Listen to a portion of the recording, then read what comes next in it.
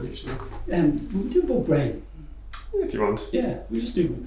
This is a slow. It's actually a song, and it's a lovely song, and it's either a lullaby for a baby or a lullaby for an old person. So the way we play this is probably not the way they sing the song. It's slightly different, but it's a lovely tune.